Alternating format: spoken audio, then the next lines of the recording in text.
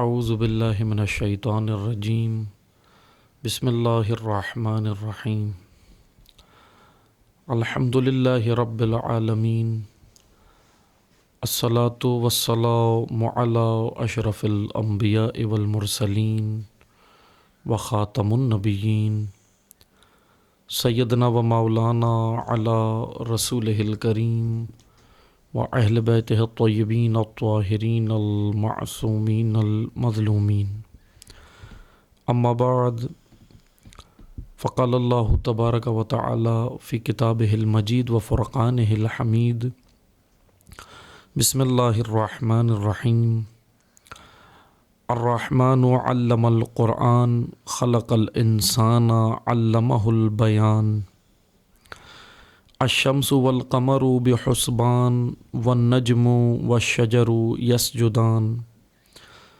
والسماء رفعها ووضع الميزان ألا تطغوا في الميزان وأقيموا الوزن بالقسط ولا تخسروا الميزان والأرض وضعها للأنام فيها فاكهة والنخل ذات الأكمام والحب ذو العصف والریحان فبأي آلاء ربكما تكذبان۔ صدق اللہ العلی العظیم۔ محترم سامعین کرام، السلام علیکم ورحمۃ اللہ وبرکاتہ۔ الحمدللہ اللہ تعالیٰ کی توفیق سے، لطف الہی سے آپ کی خدمت میں موضوع گفتگو سورہ مبارکہ رحمان قرآن مجید کا 55واں سورہ، اس سلسلے کی آج الحمدللہ 7ویں نشست ہے، 7واں درس ہے۔ آپ کی خدمت میں انشاءاللہ دیگر مطالب آیات قرآنی سے انشاءاللہ بیان کریں گے۔ سورہ مبارکہ رحمان میں ہم یہاں تک پہنچے تھے کہ آیا 9 تک ہم نے آپ کی خدمت میں مطالب عرض کیے تھے۔ وَأَقِيمُوا الْوَزْنَ بِالْقِسْطِ وَلَا تُخْسِرُوا الْمِيزَانَ۔ میزان کے عنوان سے ہم نے آپ کی خدمت میں گفتگو کی کہ انسان کی زندگی میں قانون اعتدال بہت ضروری ہے۔ اعتدال کے بغیر انسان نہیں بن پاتا۔ انسان اگر اپنے مقصد خلقت کو حاصل کرنا چاہتا ہے، انسانیت کے درجے پہ پہنچنا چاہتا ہے، تو اسے قانون اعتدال الہی جو اللہ تعالیٰ نے قانون مقرر کیا اس کو اپنانا ہوگا، اور اس کے لیے وجود انسان میں ہی عدالت ضروری ہے۔ گزشتہ دروس میں ہم نے آپ کی خدمت میں عرض کیا تھا کہ افراط و تفریط نے سب سے زیادہ دین اسلام کو بھی نقصان پہنچایا، دینداروں کو بھی نقصان پہنچایا، اور افراط و تفریط کے چند واقعات ہم نے آپ کی خدمت میں بیان کیے تھے کہ کس طرح لوگ عموماً ہائی پیس اور لو پیس، افراط و تفریط یعنی تندروی اور کندروی، یعنی ہائی پیس اور لو پیس، کہ کس طرح اس کا شکار ہوتے ہیں۔ بہرحال اب ہم نے آگے آپ کی خدمت میں بیان کرنا ہے جو مطالب اس سورہ کے اندر بیان ہو رہے ہیں۔ مختلف نعمتیں اللہ تعالیٰ نے تذکر کرایا ہے، انسان کو یاد دلائی ہیں، کہ جس میں سے ایک نعمت میزان ہے، کہ اگر قانون میزان نہ ہوتا، نعمت میزان نہ ہوتی، تو کائنات قائم نہیں رہ سکتی تھی، کیونکہ یہ تمام کی تمام کائنات میزان الہی کے تحت قائم ہے۔ قانون الہی جو میزان ہے اس کے تحت قائم ہے۔ اسی طرح ہماری زندگی ہو، ہماری تشریعی، ہم دنیا کے تشریعی معاشرے کے اندر ہوں، یعنی یہ حالیہ معاشرہ جس کے اندر ابھی ہم رہ رہے ہیں، مادی معاشرہ ہو، اس میں بھی ہمیں قانون میزان کی ضرورت ہے۔ میزان کے بغیر انسان زندگی بسر کر نہیں سکتا۔ بہرحال آگے آیات ہیں۔ 10ویں آیت میں اللہ تعالیٰ کا فرمان ہے وَالْأَرْضَ وَضَعَهَا لِلْأَنَامِ، کہ ہم نے لوگوں کے لیے زمین کو خلق کیا۔ وضع، اگر پچھلی آیت میں ہم نے 7ویں آیت میں پڑھا تھا کہ وَالسَّمَاءَ رَفَعَهَا وَوَضَعَ الْمِيزَانَ، کہ ہم نے آسمان کو رفع کیا، بلند کیا۔ اب یہ آیت 10 میں اللہ تعالیٰ کا فرمان ہے وَالْأَرْضَ وَوَضَعَهَا لِلْأَنَامِ، ہم نے زمین کو تمام انام. اب یہاں پر لفظ انام کا استعمال ہوا ہے تو انام سے مراد عوام الناس ہے کہ ہم نے لوگوں کے لیے، بشر کے لیے، انسان کے لیے، بنی آدم کے لیے ہم نے زمین کو کیا کیا؟ وضع، یعنی اس کو زمین کو خلق کیا، زمین کو فراش بنایا. فراش بھی عربی زبان کا لفظ ہے، فرش عربی زبان میں بچھانے کو کہتے ہیں.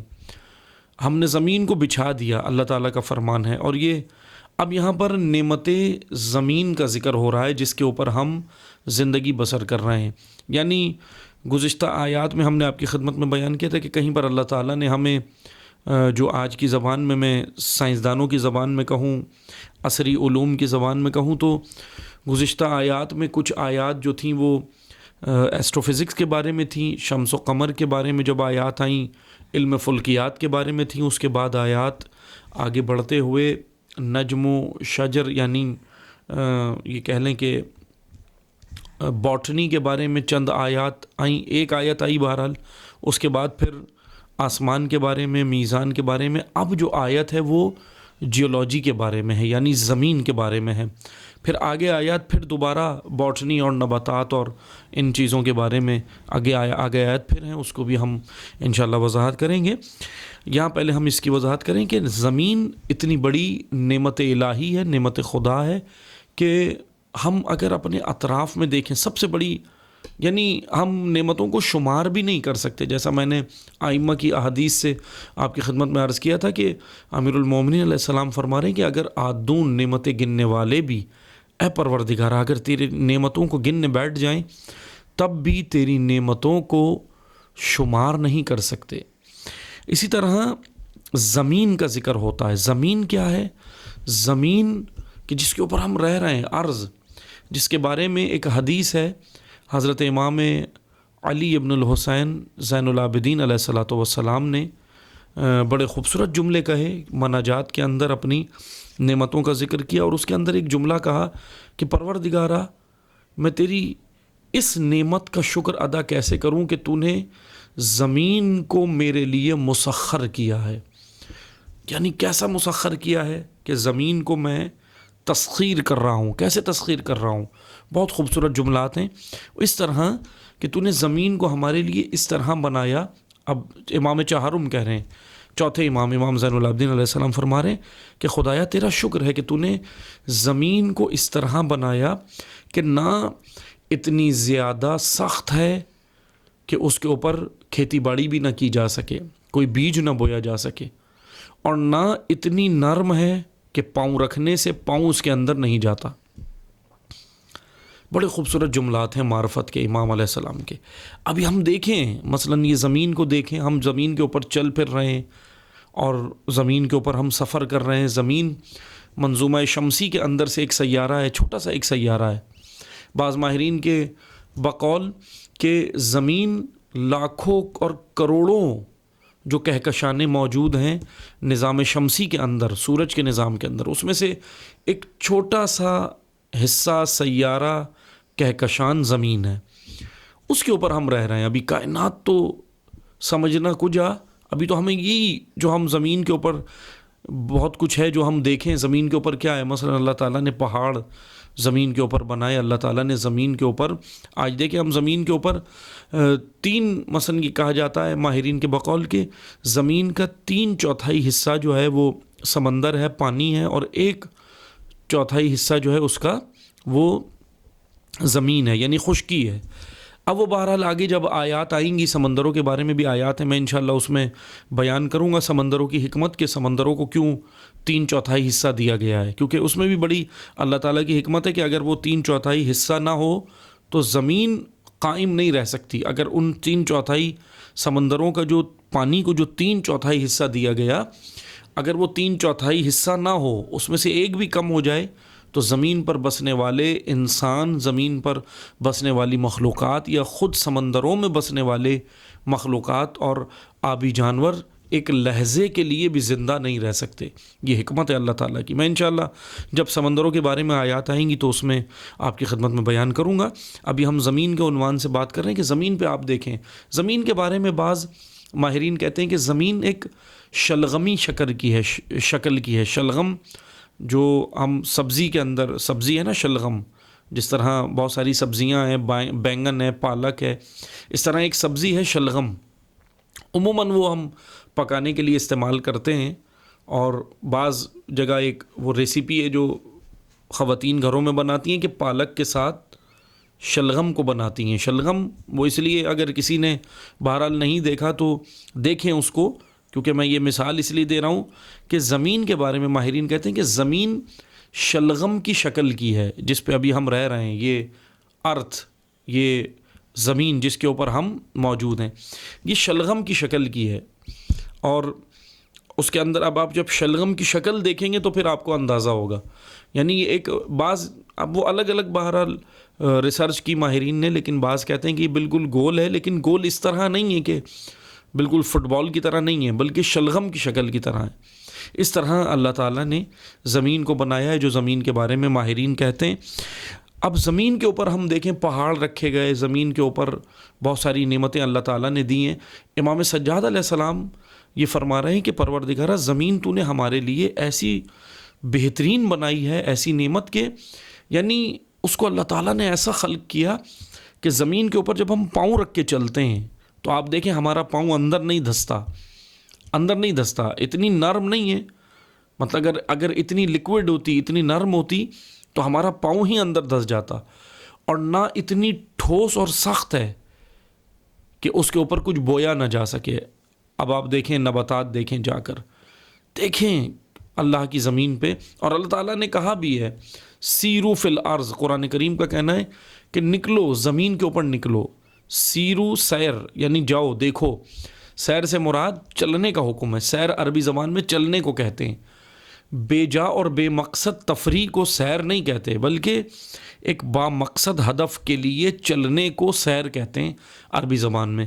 اللہ تعالیٰ نے کہا کہ سیرو فی الارض، سیرو فی الارض، جاؤ زمین کے اوپر نکلو، چلو پھرو، دیکھو کہ اللہ تعالیٰ نے تمہارے لیے کیا رکھا ہے. یہی چرند پرند، یہی کہکشانیں، یہی ساری جو ہے وہ فصلیں، یہی باغات، یہی درخت، ان کے اندر بہرحال حکمتیں ہیں. یہ سب زمین کے اوپر ہیں. اسی زمین کے اوپر پہاڑ ہیں. اب ہم یہ کہتے ہیں پہاڑ، ہمیں عجیب سی چیز لگتی ہے کہ یہ پہاڑ کیوں ہیں، پہاڑ کیوں خلق ہوئے ہیں، پہاڑوں کا کام کیا ہے، اتنے بڑے جثے اور جسامت والے پہاڑ بس اسی طرح کیا اللہ تعالیٰ نے رکھ دیے ہیں؟ نہ، اس طرح نہیں عزیزان محترم. یہ پہاڑوں کی بھی اپنی ایک حکمت ہے. اب بہت سارے پہاڑوں کے فوائد ہیں، جس میں سے ماہرین جو بیان کرتے ہیں، اس مثلا ماہرین جیولوجی، مجتہدین جیولوجی، اس کے اندر اجتہاد کرنے والے، ریسرچ کرنے والے جیولوجی کے علوم میں، وہ یہ بیان کرتے ہیں کہ پہاڑ اللہ تعالیٰ نے جو رکھے ہیں اس کے اندر بہت سارے پہاڑوں کے فوائد ہیں. جس میں سے ایک مثلا پہاڑ کا فائدہ یہ ہے کہ زمین کی حرکت کو منظم کرتے ہیں. اگر پہاڑ نہ ہو تو زمین کی حرکت منظم نہیں رہے گی. ابھی آپ دیکھیں، ابھی ہم ارتھ کے اوپر ہیں، زمین کے اوپر ہیں. یہ زمین بہت تیزی کے ساتھ گردش کر رہی ہے، بہت تیزی کے ساتھ گھوم رہی ہے. اب زمین کی دو حرکتیں ہیں نا، حرکت وضعی اور حرکت انتقالی. حرکت وضعی اور حرکت انتقالی یعنی ایک حرکت زمین کی خود اپنے مدار میں ہے، اور دوسری حرکت جو مرکزی حرکت ہے زمین کی، وہ سورج کے مدار میں ہے. جب زمین اپنے مدار میں حرکت کرتی ہے تو اس سے دن و رات، لیل و یوم، دن و رات، اس طرح جو ہے وہ دن اور رات جو ہے وہ پروان چڑھتے ہیں اور آتے ہیں. جیسے دن ہوتا ہے، رات ہوتی ہے، رات کے بعد دن ہوتا ہے، پھر دن کے بعد رات ہوتی ہے. تو یہ زمین کی حرکتیں اپنی مدار کے گرد جب زمین حرکت کرتی ہے تو اس کے مدار کے گرد حرکت کرنے کے بعد حرکت پیدا ہوتی ہے. یہ دن اور رات پیدا ہوتے ہیں. پھر اس کے بعد ایک اور مرکزی حرکت زمین کی، وہ سورج کے مدار کے گرد ہے. اس حرکت کو جب زمین کرتی ہے تو اس سے موسم تبدیل ہوتے ہیں.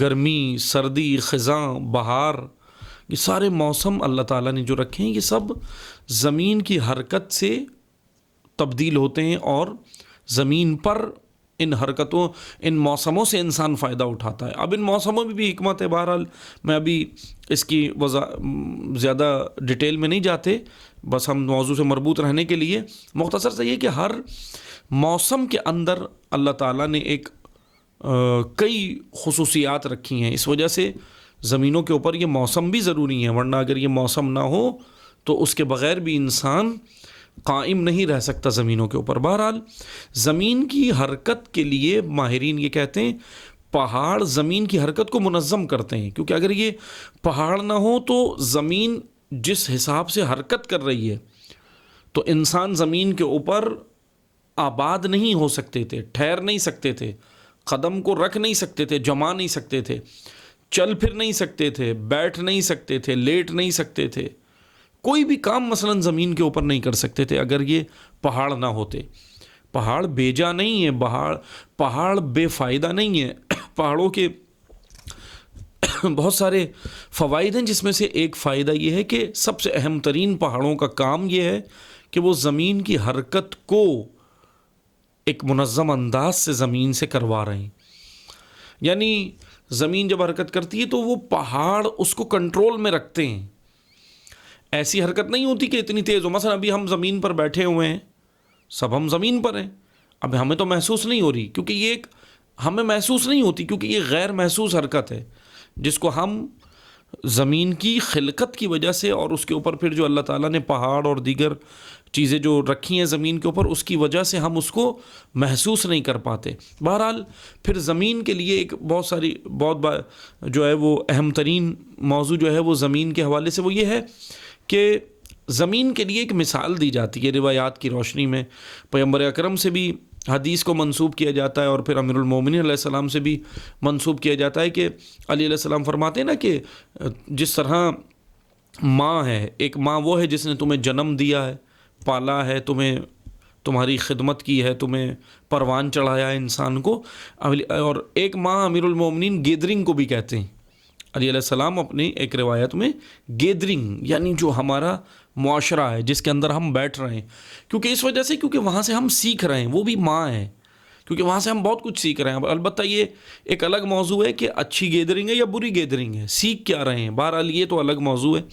لیکن امیر المومنین علیہ السلام اس کو بھی ماں قرار دیتے ہیں. لیکن ایک ماں اور امیر المومنین نے قرار دی اور وہ ہے زمین, کہ یہ زمین بھی ماں ہے. کس طرح ماں ہے؟ اس کی حیثیت الگ حساب سے ہے, کیونکہ ایک سب سے اہم ترین حیثیت زمین کی یہ ہے کہ ماں سے تشبیہ اور ماں سے مثال امیر المومنین علیہ السلام نے اس لیے دی کہ ماں جس طرح بچے کو اپنے پیٹ کے اندر رکھتی ہے, اپنے شکم کے اندر رکھتی ہے, 9 مہینے اس کو پروان چڑھاتی ہے, اپنے سے زیادہ اس کی کیئر کرتی ہے, حفاظت کرتی ہے, خیال رکھتی ہے. ایک خصوصیت یہ ہے تشبیہ زمین سے دینے کی کہ زمین بھی اسی طرح ہے کہ ہم سب زمین کی اولادیں ہیں. کس طرح کہ زمین کے اوپر رہ رہے ہیں, وہ ایک شفیق اور مہربان ماں کی طرح ہمیں سنبھالے ہوئے. یہ ہم مشاہدہ کریں کتنی بڑی نعمت ہے اللہ تعالیٰ کی یہ زمین.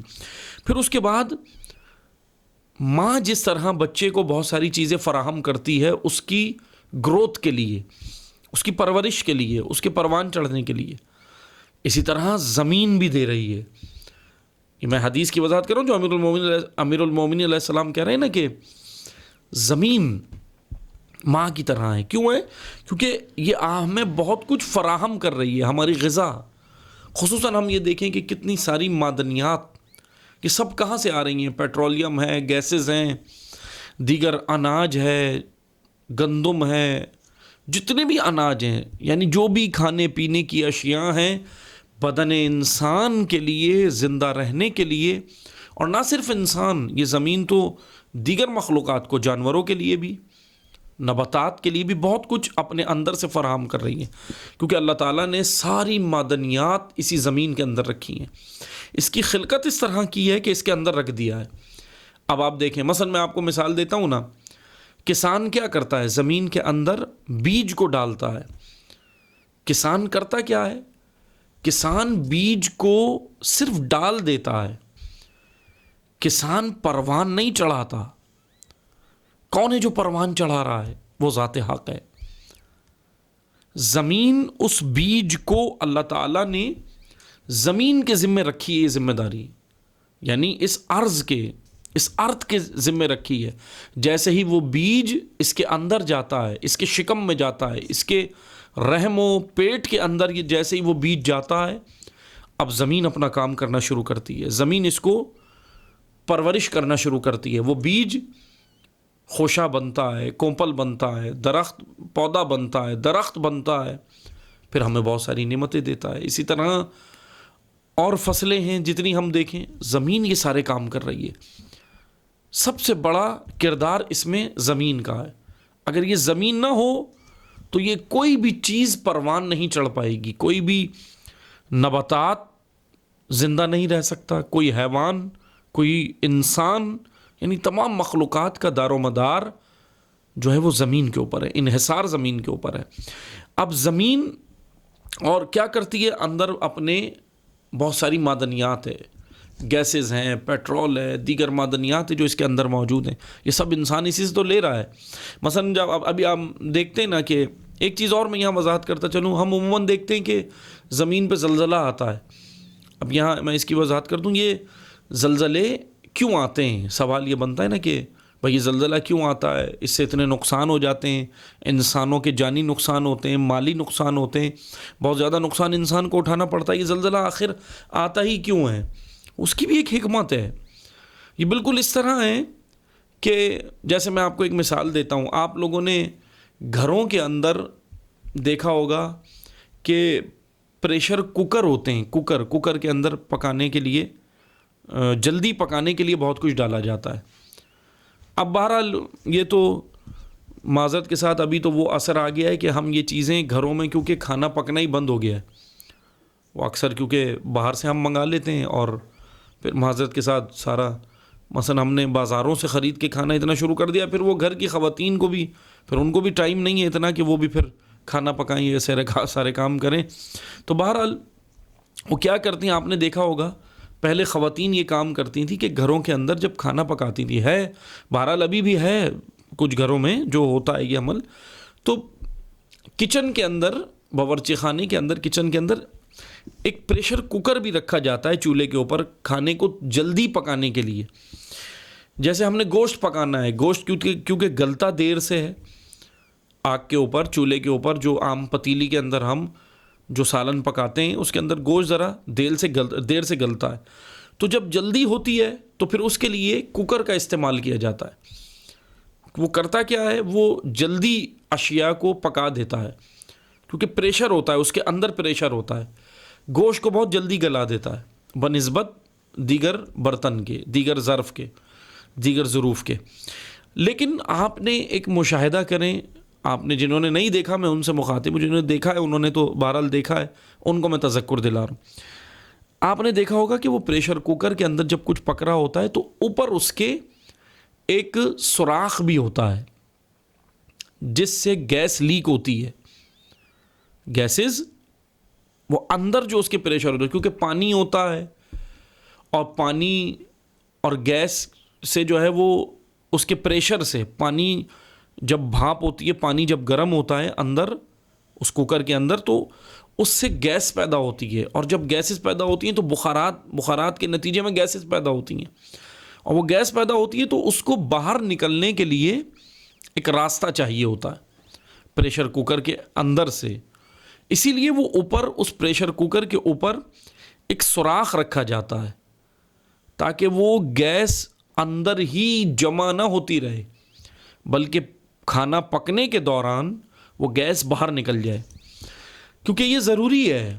اب بعض جیسے ہم معذرت کے ساتھ، کیونکہ ہم بہت ساری چیزوں کو نہیں جانتے، بس کہہ دیتے ہیں کہ یہ کیا ہے، یہ کیوں رکھا، یہ مثلا یہ فلاں چیز کیوں رکھ دی، اس کی کیا ضرورت تھی، سیدھا بنا دیتے خوبصورت اسٹائل میں اس کا ڈھکن کوکر کا۔ اب یہ کیوں رکھا سوراخ، اس کی ایک حکمت ہے، اور وہ حکمت یہ ہے کہ اگر وہ سوراخ نہ رکھا جائے تو گیس جو اندر بخارات کی صورت میں بن گئی ہے، وہ کوکر کے اندر سے پریشر جو ہوتا ہے، جو اندر پکنے کا پریشر ہوتا ہے، اشیاء خوردنوش کے لیے جو پکنے کا پریشر اندر ان کے اوپر ہوتا ہے، اس سے وہ گیس پکنے کے بعد باہر نکلتی ہے گیس۔ اگر یہ اوپر سوراخ نہ رکھا جائے تو جانتے ہیں کیا ہوگا؟ ایک دھماکہ ہو جائے گا، اور دھماکے سے نقصان ہوگا، کیونکہ اندر گیس بھر جاتی ہے، اس کا باہر نکلنا ضروری ہے. اس لیے دھماکے سے بچنے کے لیے، اس بلاسٹ سے بچنے کے لیے اوپر اس کے سوراخ رکھا جاتا ہے تاکہ گیسز اپنی جگہ بناتی رہیں اور نکلتی رہیں اور وہ شے جلدی تیار ہو جائے. عزیزان محترم، یہ کوکر ہم نے دیکھا، میں نے مثال اس کی اس لیے دی ہے کہ ہو بہو اللہ تعالیٰ نے، اب کوکر تو انسان نے بنایا، لیکن بنایا کیسے؟ زمین کو دیکھ کر. زمین کو دیکھ کر اللہ نے زمین کے اندر معدنیات رکھی ہیں خداوند تبارک و تعالیٰ نے. اب وہ ساری معدنیات پکتی ہیں، گیسز بھی ہیں، معدنیات بھی ہیں، پیٹرولیم بھی ہیں، کیا کیا ہے جو زمین سے نکل رہا ہے، آپ سب جانتے ہیں، دیکھ رہے ہیں. اب وہ جب اندر پک رہی ہیں تو اس کو باہر نکلنے کے لیے پریشر بنتا ہے. اندر زمین کے اندر ایک پریشر ہے. زمین کا ٹیمپریچر، زمین کا درجہ حرارت، زمین کے اوپر رہنے والے اس درجہ حرارت کو محسوس نہیں کر پاتے، اور محسوس کر بھی نہیں سکتے کیونکہ زندہ نہیں رہ سکتے اس درجہ حرارت پر جس درجہ حرارت کے اوپر وہ اشیاء پک رہی ہوتی ہیں، بن رہی ہوتی ہیں. اب ان کو باہر نکلنے کے لیے ایک راستہ بھی چاہیے ہوتا ہے. آپ جو دیکھتے ہیں نا یہ پہاڑوں کے اوپر لاوے پھٹتے ہیں، وہ لاوا پھٹتا ہے، وہ لاوا پھٹنا ضروری ہے. پہاڑی علاقوں میں لاوے پھٹتے ہیں. اب یہ پہاڑی علاقوں میں جو لوگ رہتے ہیں وہ جانتے ہیں، انہوں نے دیکھا بھی ہوگا، آنکھوں سے دیکھا ہوگا یہ منظر. وہ لاوا پکتا ہے، پھٹتا ہے، باہر نکلتا ہے، پریشر کے ساتھ باہر نکلتا ہے. وہ اس لیے نکلتا ہے کیونکہ زمین کے اندر معدنیات پک رہی ہیں اور ان کی گیسز، ان کے بخارات، ان کا پریشر اندر زمین کے اندر ہے جو زمین اپنے اندر لے رہی ہے. اب وہ پریشر باہر نکلنا ضروری ہوتا ہے، بالکل پریشر کوکر کی طرح. اگر یہ باہر نہ نکلے، لاوا نہ پھٹے تو تمام زمین پھٹ جائے گی. روئے زمین پر ایک بھی نفر، ایک بھی فرد باقی نہیں رہے گا. اس لیے یہ لاوے کا پھٹنا بہت ضروری ہے. اور پھر اسی کے نتیجے میں زمین کے اوپر زلزلے بھی رونما ہوتے ہیں. اب اس کی حکمت دیکھیں گے، زلزلہ کیوں آتا ہے؟ کیونکہ لاوے کی وجہ سے. لاوا کیوں پکتا ہے؟ کیونکہ وہ گیسز نکلنا ضروری ہے. اگر یہ لاوا نہیں نکلے گا تو ساری زمین تباہ ہو جائے گی. زمین پر کوئی بھی بشر باقی نہیں رہ سکتا، کوئی بھی مخلوق باقی نہیں رہ سکے گی. زمین اس طرح زمین کے اندر معدنیات اور اللہ تعالیٰ نے نعمتیں رکھی ہیں، یہ سب پک رہی ہیں. ایک نظام ہے، ایک سسٹم ہے اللہ تعالیٰ کا، اور یہ اس طرح یہ زمین سے باہر آتی ہیں. لاوا باہر آتا ہے. اور پھر بہرحال وہ لاوا آپ نے دیکھا ہوگا کہ جب وہ سوکھ جاتا ہے تو اس سے پھر وہ کنکر اور ذرات اور ذرے اور یہ ساری چیزیں بھی وجود میں آتی ہیں اس سے. بہرحال ان کی بھی حکمت ہے. امام جعفر صادق علیہ السلام کے شاگرد ہیں مفضل بن عمر جوفی. بڑے خوبصورت انہوں نے سوالات کیے امام صادق علیہ السلام سے. امام کی خدمت میں آئے اور آ کر امام سے یہ سارے سوالات کیے کہ امام یہ بتائیں کہ یہ کس طرح ہوتا ہے، یہ لاوا کیوں پکتا ہے، یہ پہاڑ کیوں ہیں، یہ زمینیں کیوں ہیں، یہ نباتات کیوں ہیں، یہ چاند کیوں، یہ اس کی مطلب حکمتیں کیا ہیں، یہ سب کیا کر رہے ہیں. اور امام علیہ السلام نے بھی بہت ہی حکمت آمیز گفتگو کی ہے، بہت خوبصورت جوابات دی ہیں. ہر ایک چیز کی حکمت بیان کی امام علیہ السلام نے. زمین کے زولوجی کے بارے میں، جانوروں کے بارے میں، نباتات کے بارے میں، باٹنی کے بارے میں، ایسٹرو فزکس کے بارے میں، ایک ایک ذرے کے بارے میں. امام علیہ السلام نے یہ بھی بتایا ذرے کیوں بنتے ہیں، یہ پتھر زمین پر کیوں ہیں، یہ ہجر پتھر ہم سمجھتے ہیں بالکل بیکار سی چیز ہے، اس کی بھی حکمتیں ہیں. یہ بھی اپنے کچھ کام انجام دے رہے ہیں. بس عزیزان محترم، زمین کے اوپر یہ جو پہاڑ ہیں کیا کر رہے ہیں؟ ایک تو پہاڑ اس کی حرکت کو منظم کر رہے ہیں. دوسرا کام کیا کر رہے ہیں؟ دوسرا آپ دیکھتے ہیں نا کہ یہ پہاڑ جب بارش ہوتی ہے، پہاڑی علاقوں میں بارش ہوتی ہے تو پہاڑ اپنے اندر پانی کو جذب کرتے ہیں. یہ پہاڑوں کی خصوصیت اللہ تعالیٰ نے رکھی ہے. پھر پہاڑوں کے اندر اللہ تعالیٰ نے ایک نظام رکھا ہے، جس طرح ہم پائپ لائن بچھاتے ہیں نا پانی کی، کہ پانی کی پائپ لائن بچھاتے ہیں، اس کے اندر سے پانی گزرتا ہوا ہمارے گھروں تک آتا ہے. پھر اسی طرح ہم بعض پائپ لائن گندے پانی کی نکالتے ہیں جو باہر جا کر گٹر کے اندر گرتی ہے.